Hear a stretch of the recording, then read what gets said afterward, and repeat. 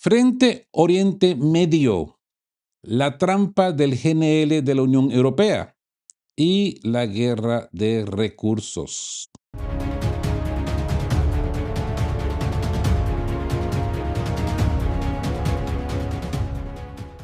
Ataques aéreos secretos sobre Irán. Europa entregada al 80% del gas estadounidense. La OTAN preparándose para una falsa bandera en el Báltico. Una purga radical en el ejército de Kiev y la Unión Europea persiguiendo analistas militares sin juicio ni derechos. Todo esto está sucediendo hoy, domingo 26 de julio de este año en curso. Bienvenidos a De qué hablan Geo. Soy Rodolfo. Análisis geopolítico frío, verdad sin anestesia y sin filtro. Entremos al mapa geopolítico mundial que se está fracturando en 6 frentes interconectados. Hoy nos adentramos en un informe dominical masivo, donde uniremos los puntos que la prensa corporativa nos muestra de manera o de forma fragmentada, yo diría. En Oriente Medio, Bahrein y Kuwait lanzan sus primeros ataques directos contra suelo iraní. En el frente energético, el New York Times revela la encerrona de la Unión Europea con el GNL estadounidense tras el veto al gas ruso. En el frente nórdico, el jefe del ejército sueco advierte en Le Figaro que Moscú no esperará al rearme europeo. En el frente político, purga radical en la cúpula militar de Zelensky y censura inquisitorial en Bruselas. En el frente sur, hablaremos de nuestro amado continente. Guerra por el oro en la Amazonia. Y en parodia Geo, el monumental autogol mediático del diario. Quédense conectados, amigos. Preparen su café, mate o su bebida preferida. Acomódense bien porque el informe de hoy viene cargadito de datos de inteligencia militar de fuentes abiertas que no verán en los informativos tradicionales. Antes de arrancar, no olviden de dejar su pulgar para arriba, suscribirse al canal y activar esa campanilla para no perderse ninguna emisión. Sin más dilatación y a ritmo sin demora, arrancamos con el primer segmento. Primicia global. Frente Oriente Medio. La situación, ataques aéreos de Bahrein y Kuwait en Irán, una exclusiva de Wall Street Journal y el colapso del Golfo Pérsico. Así pues, amigos, hoy es domingo 26 de julio de 2026 y entramos directo al grano bajo la doctrina estricta de sin demora, sin filtro y sin concesiones a la corrección política. La guerra regional en Oriente Medio ha cruzado hoy una línea de no retorno. Lo que los medios tradicionales occidentales trataron de vender durante meses como tensiones controladas ha estallado finalmente en un conflicto interestatal abierto de dimensiones catastróficas. El periódico estadounidense The Wall Street Journal acaba de publicar una exclusiva del altísimo impacto firmada por Summer Said y Shelby Holiday, Bahrein y Kuwait, operando con inteligencia estratégica en tiempo real y cobertura de patrullaje aéreo de los Emiratos Árabes Unidos. Han ejecutado los primeros ataques aéreos directos e inconexos contra depósitos de misiles balísticos, hangares de drones y centros de mando operacional dentro de la propia República Islámica de Irán. Presten atención a la gravedad de este hecho, amigos. Es la primera vez en la historia moderna que las petromonarquías del Golfo lanzan una ofensiva aérea coordinada contra el territorio soberano iraní.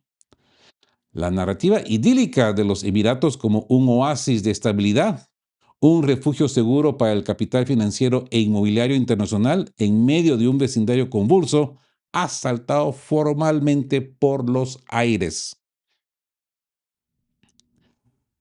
La anatomía del estrangulamiento, Hormuz y el Mar Rojo. La pregunta estratégica que nos hacemos en la mesa de análisis hoy es, ¿por qué ahora? ¿Qué obligó a Kuwait y a Bahrein a abandonar la contención pasiva? La respuesta está en la física del comercio internacional y la atrición económica. Ya llevamos 5 meses de guardia interrumpida, perdón, de guerra interrumpida. El bloqueo naval de facto impuesto por la Marina de la Guerra Revolucionaria de Irán en el estrecho de Hormuz, combinado con la campaña asimétrica de los rebeldes hutíes, respaldados por Teherán en Bab el-Mandeb y el Mar Rojo, ha paralizado por completo el flujo de petroleros y metaneros. Países como Bahrein y Kuwait albergan bases militares neurálgicas para la Quinta Flota de Estados Unidos. Por esa misma razón, Teherán los convirtió en el blanco prioritario de sus salvas de saturación con drones Shahid y misiles de crucero. Durante semanas, la infraestructura crítica de estos países, estacionados de generación eléctrica, plantas desalinizadoras de agua potable de las que dependen literalmente para la supervivencia urbana de su población, han sido sistemáticamente martilladas. La contención diplomática dejó de ser una opción prudente para convertirse ahora en un suicidio diferido. La analista Dina Esfandiari de Bloomberg Economics lo ha formulado con precisión helada, yo diría. Continuar la guerra tal como está ahora es el peor escenario posible para los estados del Golfo. Destruye los cimientos mismos de su existencia económica. Ya no estamos ante una disputa fronteriza ni una escaramuza por proxies, estamos ante una lucha por la supervivencia estatal. El colapso del alto al fuego ensayado en abril rompió las últimas vías de negociación, empujando a la aviación de Kuwait y Bahrein, equipada con cazas occidentales F-16 y Eurofighter, a golpear la red de suministros en suelo iraní, antes de que su propia infraestructura nacional quede desmantelada. Es cambio de doctrina. Es una lucha por la hegemonía regional. Es que miren el giro doctrinal de fondo que revela la inteligencia citada por el jornal. Expertos en seguridad regional como Umer Karim señalan que en los pasillos de toma de decisiones de Riad, Abu Dhabi y Ciudad de Kuwait se ha producido una fractura ideológica irreversible. Ya no se habla de desescalada ni de mecanismos de contención. La tesis que se ha consolidado en las cúpulas del Golfo es que la coexistencia pacífica en el actual diseño del régimen en Teherán es matemáticamente imposible. Coexistir en estas condiciones equivale a someterse a la hegemonía absoluta y, por decirlo así, al chantaje energético permanente de Irán. Mientras países como Omán y Qatar intentan aguantar infructuosamente en una cuerda floja neutral que se desmorona, y mientras Arabia Saudita reevalúa tácticamente sus opciones en la sombra, la coalición Bahrein, Kuwait y los Emiratos Árabes Unidos ha dado el paso al frente. Han concluido que para romper el cerco en Hormuz y restablecer la navegación comercial, el único camino pasa por degradar directamente a la capacidad militar de Irán en su propia matriz. Así pues, amigos, que se acabó la era de la diplomacia, de la chequera y el arbitraje energético. Oriente Medio ha entrado de lleno en una fase de reorganización mediante el fuego militar. Y por supuesto que esto tiene repercusiones, ¿no? Esto nos lleva al frente energético y arancelario. Entramos a la siguiente situación de este domingo, amigos, y es la trampa del GNL norteamericano. Un artículo de New York Times y la guerra arancelaria de Trump para la Unión Europea. Un artículo de Le Echo, diario francés. La trampa del GNL de la Unión Europea cambió de cadenas por sogas. Así pues, de las aguas en llamas del Golfo Pérsico, pasamos directamente a la frialdad de los despachos burocráticos de Bruselas, donde la trampa geoeconómica tiende su cerco definitivo sobre el continente europeo. El diario estadounidense The New York Times, en un extenso reportaje firmado por la especialista Lisa Friedman, acaba de poner numerosos, o mejor dicho, números a la verdadera factura de las sanciones. El próximo 1 de enero entra en vigor la prohibición total e irrevocable de las importaciones de gas natural licuado GNL procedente de la Federación Rusa a la Unión Europea. Sobre el papel y en los comunicados de prensa de la Comisión Europea, se presenta como una victoria moral y el paso final para asfixiar los ingresos del Kremlin, ¿no? En la realidad de los mercados energéticos es un desastre estratégico sin parangón. Para cubrir el gigantesco agujero dejado por el gas ruso, pues Europa le ha entregado las llaves de su tejido industrial a los productores privados de Estados Unidos. Actualmente, las corporaciones estadounidenses pues ya suministran más de 2/3 de todo el GNL que se regasifican en las terminales europeas.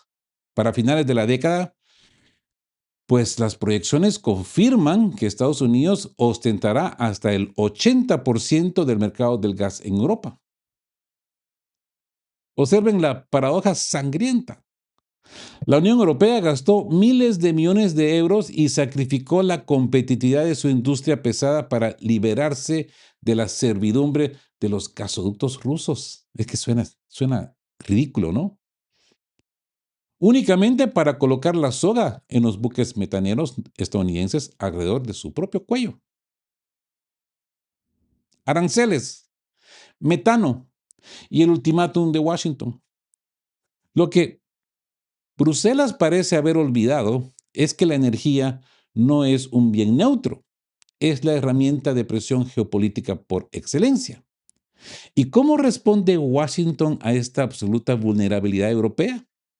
Amigos, por favor, con chantaje y mano dura.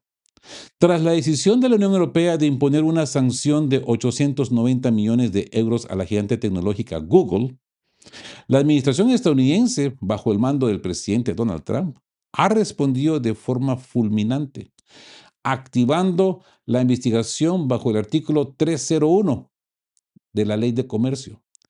Esto significa la imposición inminente de aranceles punitivos masivos a las exportaciones industriales europeas, dinamitando de un plumazo el frágil acuerdo de Thornberry. La situación rosa el absurdo geopolítico cuando analizamos, pues, ya el sector normativo. Hace apenas unas semanas, el secretario de Energía de Estados Unidos, Chris Wright, le envió un ultimátum directo y sin matices a los ministros europeos. Si la Unión Europea mantiene la aplicación de sus estrictas regulaciones ambientales destinadas a auditar y multar las emisiones de metano en la cadena de gas, los proveedores estadounidenses simplemente desviarán sus metaneros hacia los mercados asiáticos. ¿Mm? La palabra de Wright no dejaron espacio a la duda. Nuestra energía seguirá fluyendo, simplemente fluirá hacia otro lugar. ¿Qué hizo la soberana Comisión Europea encabezada por el comisario de Energía Dan Jorgensen? Se dio en menos de 72 horas anunciando una propuesta para congelar las sanciones y auditorías de metano durante 3 años. Mientras tanto, en un intento desesperado por llenar los depósitos antes del veto de enero, Europa está comprando volúmenes récords de gas ruso, con un incremento del 17% en GNL y del 5% por gasoducto en los últimos meses. Amigos, Europa no tiene soberanía energética, no tiene autonomía estratégica. Europa simplemente ha cambiado un proveedor pragmático por un amo volátil e impredecible en Washington. ¿Cuál es la necesidad, no? Tienen la solución enfrente. Como les dijo Vladimir Putin, es solamente cuestión de abrir el grifo. Es más, ahora pues me imagino que es cuestión solamente de presionar un botón y ya, el gas fluye. Pero siguen de necios, siguen de arrogantes. Quien paga las cuentas es el ciudadano de a pie de Europa. Digo yo, ¿cuándo se van a despertar? Pregunto nomás. ¿O están contentos con pagar tanta platica en el nombre de bandera? Pregunto nomás. Es más, ¿será que conocen quién es ese señor? ¿Será que conocen qué atrocidades hizo durante la Segunda Guerra Mundial? Pero ahí están. Y bueno, pasemos al frente nórdico y el Báltico. Situación. Entrevista en Le Figaro al general Claesson de Suecia sobre la amenaza de la OTAN y maniobras de Gotland, Finlandia. Nos trasladamos ahora al teatro de operaciones del Báltico y el Ártico, donde la temperatura política está alcanzando el punto de congelación. El prestigioso periódico francés Le Figaro acaba de publicar una entrevista de profundidad realizada por el analista Nicolas Barrot al comandante en jefe de las Fuerzas Armadas de Suecia, el general Mikael Claesson. Las declaraciones del alto mando escandinavo representan un jarro de agua fría contra la complacencia de las cancillerías de la OTAN. Claesson desmonta punto por punto el pensamiento ilusorio que domina en Bruselas, Berlín y París. Los políticos europeos suelen repetir en sus discursos que en un horizonte de 5 a 10 años Europa habrá reactivado su base industrial de defensa y será militarmente inexpugnable. El general sueco lanza una pregunta devastadora desde la lógica operativa pura. Ojo, que la misma pregunta se hizo el excomandante de las Fuerzas Navales Reales de Reino Unido hace poco, ¿no? En esa entrevista controversial con Tucker Carlson, que yo les transmití, ¿no? ¿Por qué razón Rusia esperaría 5 o 10 años a que seamos más fuertes? Se pregunta. Si Moscú identifica que Europa es vulnerable hoy, su incentivo estratégico es actuar antes de que ese rearme sea una realidad. Según la evaluación de la inteligencia militar sueca, el Kremlin ha demostrado a lo largo de las últimas 2 décadas una capacidad excepcional para asumir riesgos estratégicos de enorme magnitud. Mientras Europa asume que nadie iniciaría una conflagración abierta sin tener una reserva logística garantizada. Los mandos rusos operan bajo la premisa de la oportunidad y el impacto desproporcionado. Rovaniemi, Gotland y el escenario de la falsa bandera. La militarización del flanco norte es ya un hecho consumado. Suecia, tras desmantelar más de 200 años de neutralidad histórica para integrarse en la OTAN en el 2024, ha transformado la isla estratégica de Gotland en una fortaleza repleta de sistemas antibuque, baterías antiaéreas y guarniciones blindadas. Gotland es el portaaviones insumergible del Báltico. Quien controla Gotland paraliza o protege el acceso al enclave ruso de Kaliningrado. Pero el verdadero centro de gravedad operacional se está desplazando hacia Rovaniemi, en la Laponia finlandesa, a pocos kilómetros del Circo Polar Ártico. Allí, la OTAN está estableciendo el cuartel general de una brigada de vanguardia multinacional con unidades terrestres de Suecia, Finlandia, Francia, el Reino Unido y España. El general Claesson no dudó en establecer un paralelo directo entre la dureza logística del extremo norte y las operaciones en el desierto del Sahel. Infraestructuras mínimas, distancias descomunales, temperaturas extremas y un entorno implacable. Lo más alarmante del informe de Le Figaro es la advertencia explícita sobre la vulnerabilidad transatlántica. Ante el repliegue táctico y la reducción de presencia militar que Washington está aplicando en Europa para concentrarse en la crisis de Oriente Medio y el Pacífico, los mandos nórdicos anticipan que Moscú podría ejecutar operaciones de relámpago, de falsa bandera o incursiones limitadas en la frontera de los países bálticos o Polonia. El objetivo no sería la conquista territorial masiva, sino demostrar que el artículo 5 de la OTAN es un papel mojado sin la garantía automática estadounidense. El flanco norte europeo, amigos, se ha convertido en una mecha corta a punto de arder. Y ahora pasemos al frente Kiev y la persecución en la Unión Europea. La situación es la purga del alto mando ucraniano, escrita por Anton Trafimov, y la desmantelación del Estado de Derecho en la Unión Europea. El caso de Jacques Bout en el Berliner Zeitung. Sí. Esa purga radical en Kiev y la caída de máscaras. Amigos, volvemos al frente de Europa del Este, donde los cimientos políticos del régimen de Kiev, pues, se resquebrajan aceleradamente. Hay un análisis agudo del especialista Anton Trafimov que saca a la luz lo que numerosos analistas militares en Moscú denominan el regalo insospechado de Volodymyr Zelensky que le acaba de entregar al Estado Mayor ruso. Y es la destitución fulminante del ministro de Defensa Fyodorov, del comandante en jefe de las Fuerzas Armadas Alexander Sirsky y del jefe del Estado Mayor Gnatov.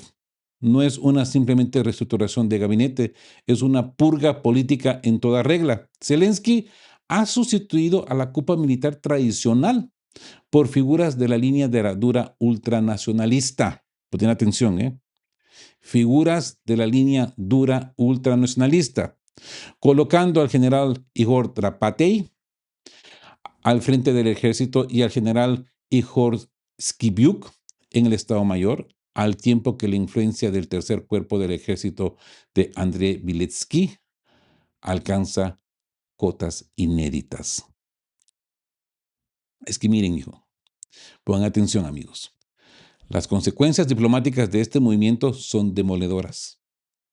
Miren, pocas horas después de su nombramiento, el nuevo comandante en jefe Drapatey concedió una entrevista en la que calificó abiertamente a la población entera de las regiones de Donetsk y Lugansk como elementos criminales irresponsables que carecen de conciencia cívica. ¿Ok? Este discurso no solo destruye cualquier retórica de liberación democrática, sino que valida de golpe ante la opinión pública global los argumentos que Moscú ha sostenido desde 2014. ¿Se dan cuenta? Además, el ascenso de comandantes vinculados a unidades investigadas por abusos de guerra ha provocado una severa fractura diplomática, otra vez, con Varsovia, uno de los pilares logísticos de esfuerzo bélico de Kiev, acorralado por el desgaste del frente. La falta de reclutas y las protestas internas, el gobierno de Kiev ha eliminado los filtros de moderación para entregarse al radicalismo militar como un último recurso de cohesión interna. Otra cuestión que dijo este señor en su famosa entrevista en YouTube es que dice que los rusos no tienen derecho a existir. ¿Ok? Este hombre no se ha dado cuenta que le ha dado toda la razón al Kremlin para hacer desaparecer a Ucrania, para hacer uso de su disuasión nuclear. Pero bueno, por eso es que es un regalito para el Kremlin, porque todo lo que todo el mundo se contradecía con respecto a este conflicto, pues este señor lo ha venido a confirmar y le ha venido a poner guindas y colores al pastel de la guerra, para que todos entendamos de qué se trata. El que no entiende, pues les digo una cosa, el que tenga ojos que vea y que tenga oídos que escuche. La situación, la ecuación es simple. Hablemos de esa Inquisición de Bruselas y el caso de Jacques Baut. Mientras Occidente señala con el dedo las desviaciones autoritarias ajenas, dentro de la propia Unión Europea, el Estado de Derecho está siendo desmantelado a plena luz del día. El célebre jurista Dietrich Morswick ha publicado una devastadora columna en las páginas del rotativo alemán Berliner Zeitung, analizando el escandaloso caso del excoronel del ejército suizo y analista militar Jacques Baut. El 15 de diciembre, el Consejo de la Unión Europea incluyó a Baut en la lista de sanciones individuales. ¿Los motivos? No hay cargos penales, no hay imputación por espionaje, no hay juicio ante un tribunal independiente.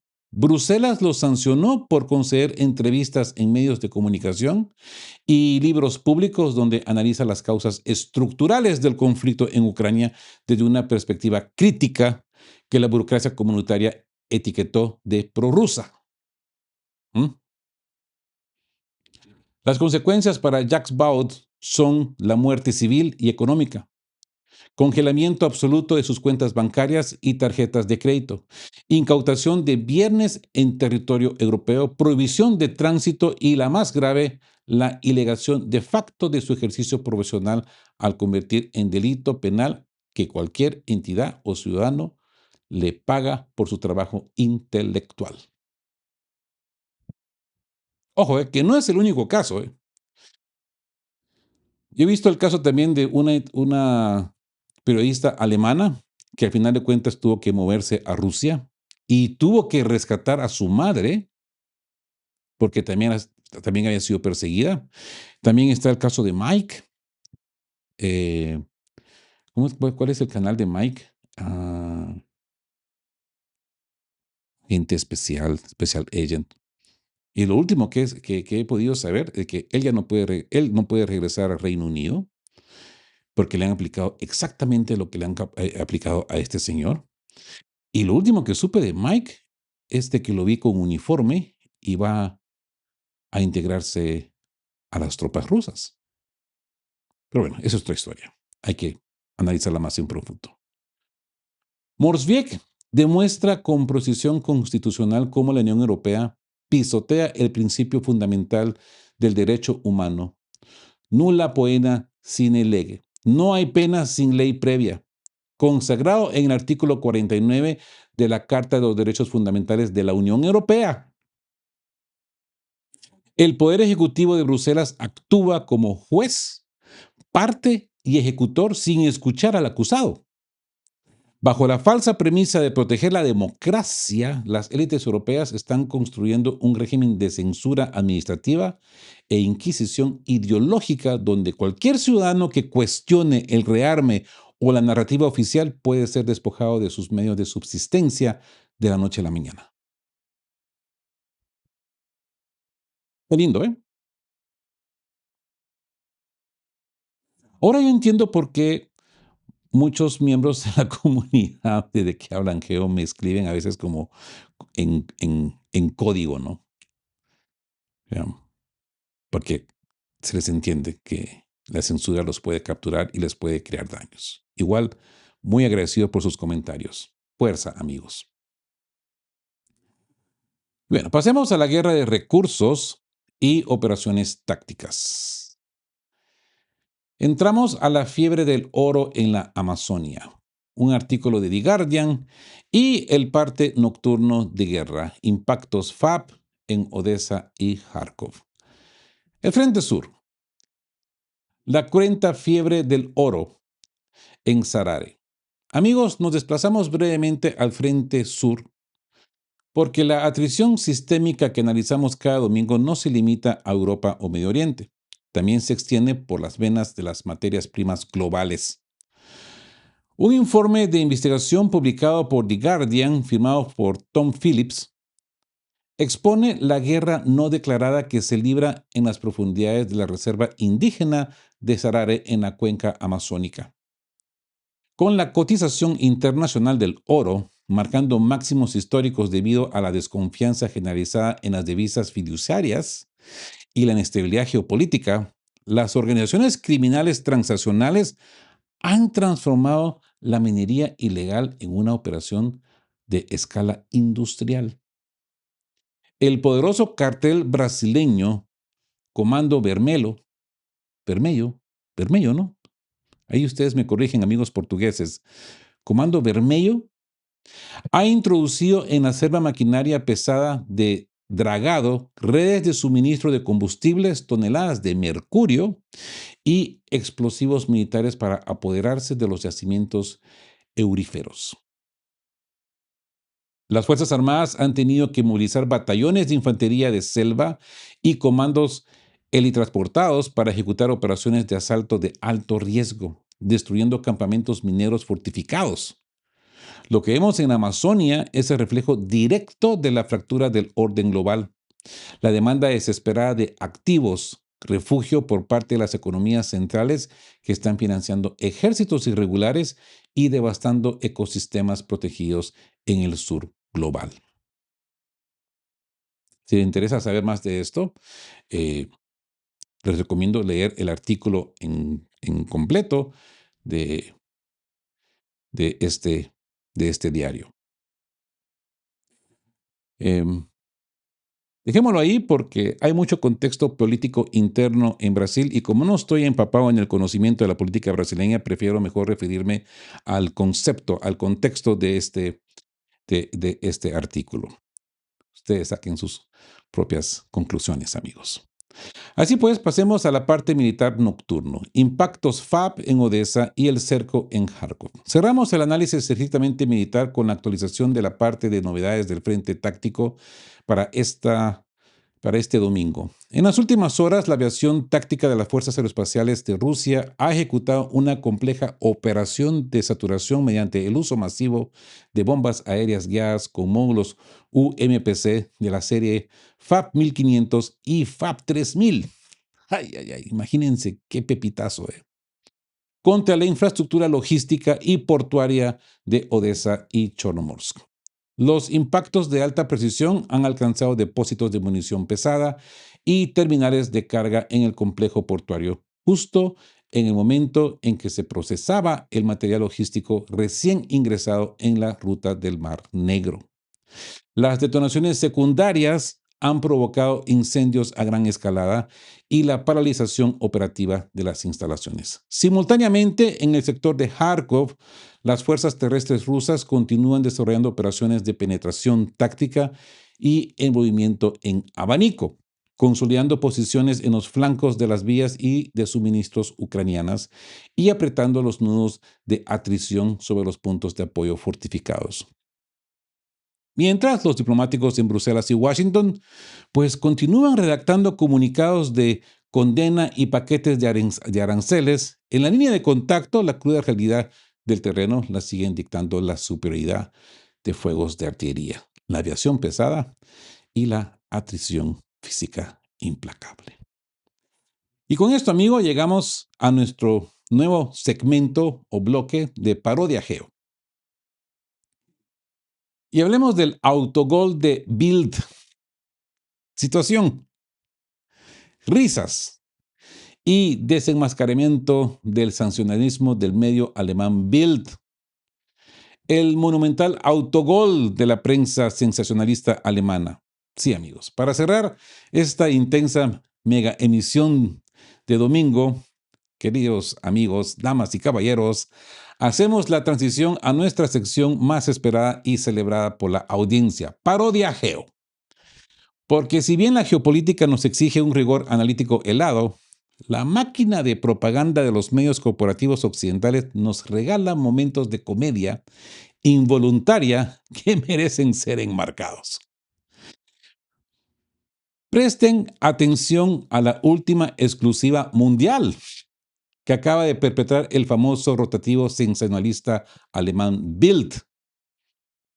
En su afán de ofrecer noticias reconfortantes al público europeo, publicaron un artículo bomba en el que afirmaban solemnemente que la economía rusa está al borde del colapso absoluto y que el precio de la gasolina en Moscú se ha disparado a la estratosférica cifra de casi 4 euros por litro. Una tragedia humanitaria, ¿verdad? Sin embargo, el equipo de redacción de Bill olvidó un detalle sumamente elemental. Se les olvidó revisar la fotografía que ellos mismos seleccionaron para ilustrar la portada del artículo. En la imagen de alta resolución que acompaña el titular catastrófico, se observa claramente la pantalla digital de un poste de precios en una estación de servicio en territorio ruso. Normal, ¿no? Todas las gasolineras tienen ahí puestos sus precios, ¿no? Y los números iluminados en lanzamiento, cuando uno realiza la conversión matemática al cambio oficial de la jornada, marcan exactamente alrededor de 80 céntimos de euro por litro. ¡Gol! Ay, ay, ay. Observen el nivel de chapuzas mediáticas para intentar consolar al ciudadano alemán que efectivamente está pagando la gasolina a precio de oro debido a las sanciones y los impuestos verdes. Inventaron un titular protagonístico, o mejor dicho, propagandístico, de 4 euros, sin darse cuenta que la propia fotografía de su reportaje desmentía su mentira en la cara de todos, demostrando que en Rusia el combustible cuesta entre 4 y 5 veces menos.